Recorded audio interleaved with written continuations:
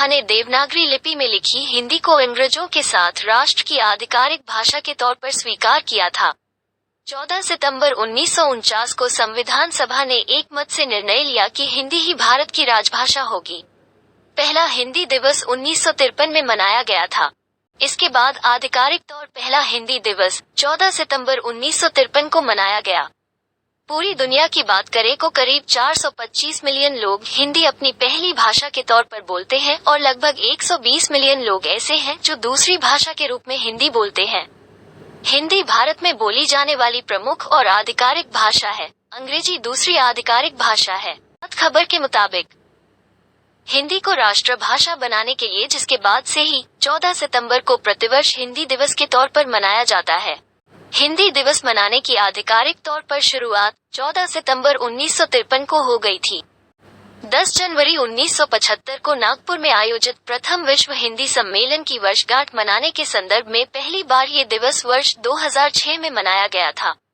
यह उस दिन को चिन्हित करता है जब वर्ष 1949 में संयुक्त राष्ट्र महासभा United Nations General Assembly UNO में पहली बार हिंदी बोली गई थी। हिंदी का जनक किसे कहा जाता है? आधुनिक हिंदी का जनक भारतेंदु हरिश्चंद्र को माना जाता है। वो हिंदी गद्य के एक महान लेखक थे। भारतेंदु हरिश्चंद्र ने हिंदी गद्य में विशेष योगदान दिया, इसके कारण ही इनको हिंदी का जनक कहा जाता है।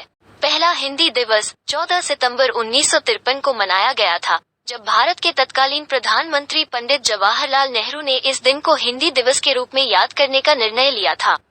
इसमें कहा गया कि संघ की राजभाषा हिंदी और लिपि देवनागरी होगी।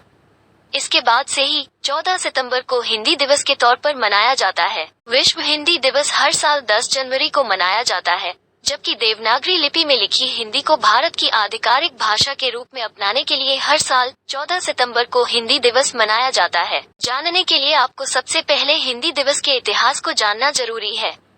राष्ट्रभाषा प्रचार समिति वर्धा के सुझाव पर हिंदी को समर्पित एक दिन पहली बार 1953 में मनाया गया था। इसका मुख्य उद्देश्य हिंदी भाषा को प्रमोट करना और लोगों को इसके महत्व के प्रति जागरूक करना था। उनकी हिंदी को संविधान सभा ने 14 सितंबर 1949 को राजभाषा के रूप में अंगीकार किया। इसीलिए भारतवर्ष में प्रत्येक वर्ष 14 सितंबर को हिंदी दिवस के रूप में मनाया जाता है। जनतांत्रिक आधार पर हिंदी विश्व भाषा है क्योंकि उसके बोलने समझने वालों की संख्या संसार में तीसरी है। विश्व के 132 देशों में जा बसे भारतीय मूल के लगभग 2 करोड़ लोग हिंदी माध्यम से ही अपना कार्य निष्पादित करते हैं। एशियाई संस्कृति में अपनी विशिष्ट भूमिका के कारण हिंदी एशियाई भाषाओं से अधिक एशिया की प्रतिनिधि भाषा है। 1950 में हिंदी भारत संघ की आधिकारिक भाषा बन गई। भारत का संविधान संघ की आधिकारिक भाषा के रूप में देवनागरी लिपि में हिंदी के उपयोग का प्रावधान करता है। अनुच्छेद 343 के अनुसार संघ की आधिकारिक भाषा देवनागरी लिपि में हिंदी होगी। भारतीय संविधान ने 1950 में देवनागरी लिपि में हिंदी को संघ की आधिकारिक भाषा घोषित किया। जब तक संसद अन्यथा निर्णय नहीं लेती, संविधान लागू होने के 15 साल बाद यानी 26 जनवरी 1965 को आधिकारिक उद्देश्यों के लिए अंग्रेजी का उपयोग बंद हो जाना था।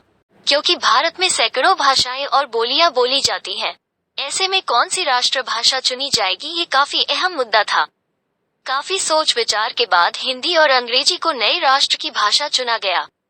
संविधान सभा ने देवनागरी लिपि में लिखी हिंदी को अंग्रेजों के साथ राष्ट्र की आधिकारिक भाषा के तौर पर स्वीकार किया था। 43% भारतीय हिंदी भाषा बोलते हैं, जिसमें भोजपुरी, राजस्थानी और हिंदी जैसी कई मातृभाषाएं शामिल हैं।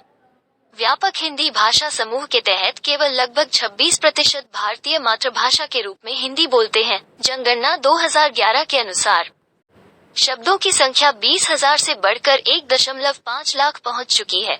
ये शब्द उन अनुमानित 6.5 लाख शब्दों की वैज्ञानिक और तकनीकी शब्दावली के अतिरिक्त हैं, जिनमें की विज्ञान और मानविकी की सभी शाखाएं सम्मिलित हैं, और इन सबको मिलाकर हिंदी का व्यापक शब्द भंडार बनता है। हिंदी भाषा के 3 अर्थ कौन से हैं? आज हिंदी भाषा में 3 अर्थ, व्यापक अर्थ, सामान्य अर्थ एवं विशिष्ट अर्थ मिलते हैं। पंच के ही जो सरल और देशी भाषा शब्द थे उसे अवहट कहा गया और इसी अवहट से ही हिंदी का उद्भव हुआ।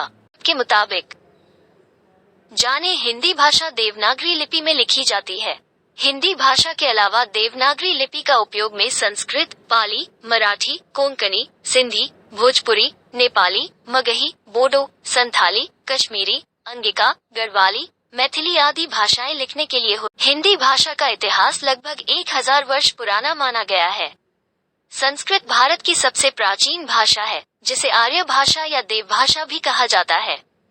हिंदी इसी आर्य भाषा संस्कृत की उत्तराधिकारिणी मानी जाती है। साथ ही ऐसा भी कहा जाता है कि हिंदी का जन्म संस्कृत की ही कोख से हुआ है।